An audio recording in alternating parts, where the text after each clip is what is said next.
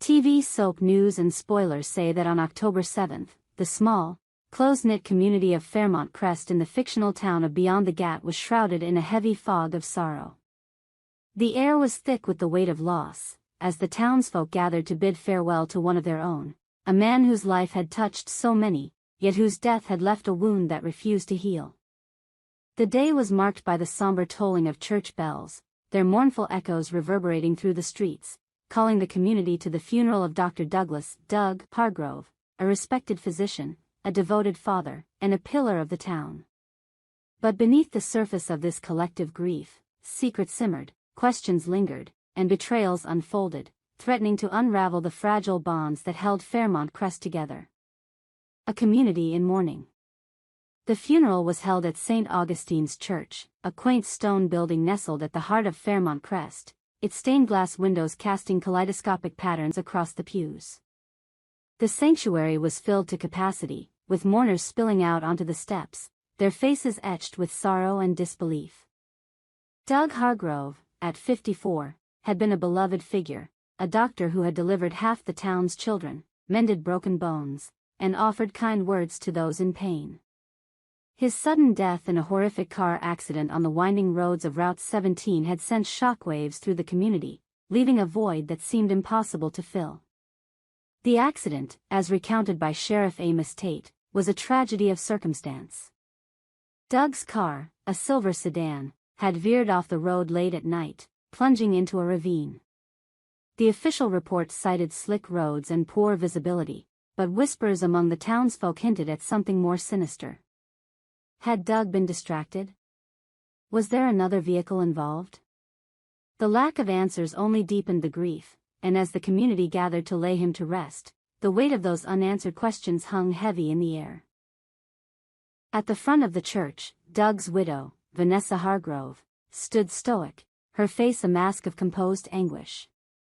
Dressed in a simple black dress, her auburn hair pulled back tightly, she clutched a single white rose, a symbol of the love she and Doug had shared for nearly 3 decades. Beside her stood the Dupree sisters, Danny and Nicole, their arms linked with Vanessa's, offering silent support. The sisters, known for their warm smiles and tireless community work, had been Vanessa's rock in the days following the tragedy, organizing meals and keeping the Hargrove household afloat. But even their presence couldn't shield Vanessa from the raw pain of her loss, nor could it quiet the storm brewing within her heart. Donald's return and the search for truth. Among the mourners was Doug's son, Donnell Hargrove, who had returned to Fairmont Crest after years of estrangement. Donnell, now 28, had left town a decade ago, chasing dreams of a music career in Nashville. His relationship with his father had been strained, marked by unspoken resentments and missed opportunities for reconciliation. Doug's death had brought Donnell back, but not with the closure he had hoped for. Instead, he arrived with a burning need for answers, his grief intertwined with suspicion. Donnell stood apart from the crowd, his dark eyes scanning the faces of those gathered. He was taller than his father, with a lean build and a guarded expression that hinted at the turmoil within. As the service progressed, with eulogies painting Doug as a saintly figure, Donnell's thoughts were elsewhere. He couldn't shake the feeling that there was more to his father's death than the sheriff's report suggested. The car accident felt too convenient, too abrupt for a man as cautious as Doug. Donnell's questions led him to Jacob Reed, Doug's closest friend and colleague at Fairmont Crest Medical Center.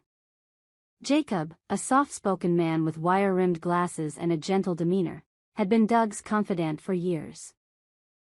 But when Donnell cornered him after the service, the conversation was anything but gentle. "What happened that night, Jacob?"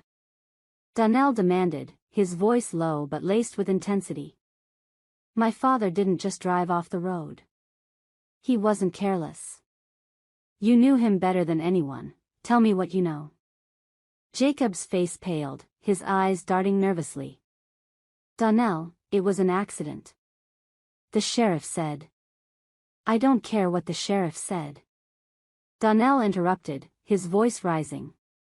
"There's something you're not telling me. I can see it in your face." The confrontation drew curious glances from nearby mourners, but Donnell didn't care. He needed the truth, no matter how painful it might be. Jacob hesitated, his hands trembling slightly. I don't know what you want me to say, Donnell. Doug was my friend. I'm as broken as you are. But the quiver in his voice betrayed him, and Donnell's suspicions deepened. Was Jacob hiding something? And if so, what could be so terrible that he couldn't share it, even now? A proposal shattered. While the town mourned Doug, another drama unfolded in the shadows of Fairmont Crest, one that threatened to tear apart another family. Kat Monroe, a vibrant artist known for her colorful murals that adorned the town's library and community center, had recently taken a bold step. She had proposed to her half-sister, Eva, in a moment of vulnerability and hope.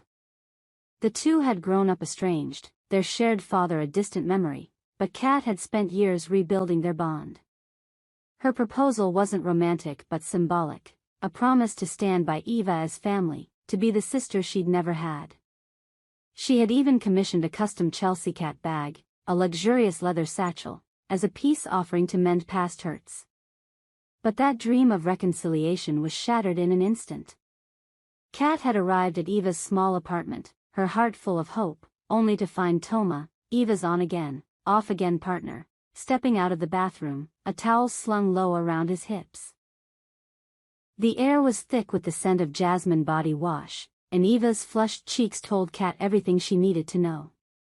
The betrayal stung like a physical blow, and Kat's carefully planned gesture crumbled. Eva, how could you?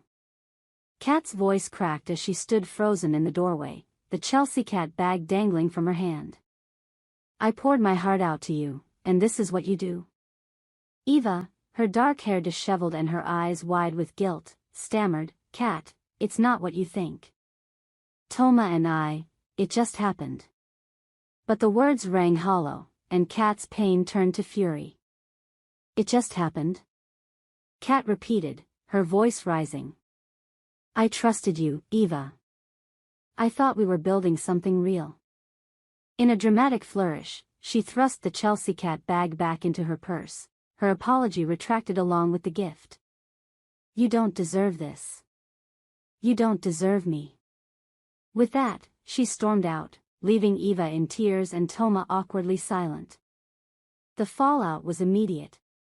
Eva, already prone to impulsive decisions, sought advice from Leslie Carter, a local hairdresser with a penchant for stirring up trouble. Leslie, perched on a stool in her salon, her blonde curls bouncing as she spoke, offered Eva a dangerous piece of wisdom: fight, girl. Clean or dirty, doesn't matter. You want something, you take it. It was the kind of advice that could only deepen the rift between the sisters, and Eva, still reeling from Kat's rejection, seemed all too willing to listen. Joey's web of manipulation. Across town, another figure was weaving his own brand of chaos. Joey Vance, Fairmont Crest's resident charmer, had a reputation for bending situations to his will. With his easy smile and quick wit, Joey could talk his way out of, or into, almost anything. But beneath his charisma lay a calculating mind, one that thrived on control. On October 7th, Joey was at it again, pulling strings in a way that left those around him questioning their own choices. This time, his target was Carlton Hayes, a quiet bookstore owner who preferred the company of his novels to the drama of Fairmont Crest. Carlton had recently caught the attention of someone unexpected. Rumors swirled that it was Leslie, though others whispered it could be someone else entirely. Joey, sensing an opportunity, inserted himself into the situation, offering Carlton friendly advice that was anything but. You gotta watch your back, man, Joey said, leaning against the counter of Carlton's bookstore, his eyes glinting with mischief. People are talking, and not all of it's good. Carlton, a man unaccustomed to the spotlight, shifted uncomfortably. I just want to be left alone, Joey. I don't need this attention. Joey's smile widened, but it didn't reach his eyes. Oh, you don't get to choose that, buddy. Once you're in the game, you're in. His words carried a subtle threat, and Carlton felt a chill run down his spine. What did Joey know? And more importantly, what was he planning? A town on the brink. As the sun set on October 7th, Fairmont Crest was a town teetering on the edge. Doug's funeral had brought the community together, but it had also exposed the fault lines beneath the surface. Donald's quest for answers threatened to unearth secrets that some would rather keep buried. Kat's heartbreak had set off a chain reaction, with Eva's choices pulling them further apart. Joey's manipulations cast a shadow over Carlton's quiet life, and the whispers of scandal grew louder with each passing hour. The stories of Beyond the Gat were far from over. Each thread, grief, betrayal, suspicion, wove together to form a tapestry of human struggle, one that would continue to unravel in the days to come. For now, the town mourned, but beneath the tears and the tributes, questions lingered. What really happened to Doug Hargrove? Could Kat and Eva ever repair their fractured bond? And what game was Joey playing, and who would be caught in his web? These are the stories of Fairmont Crest, a town where love and loss collide, where secrets simmer just beneath the surface, and where the truth, when it finally emerges, might just tear everything apart.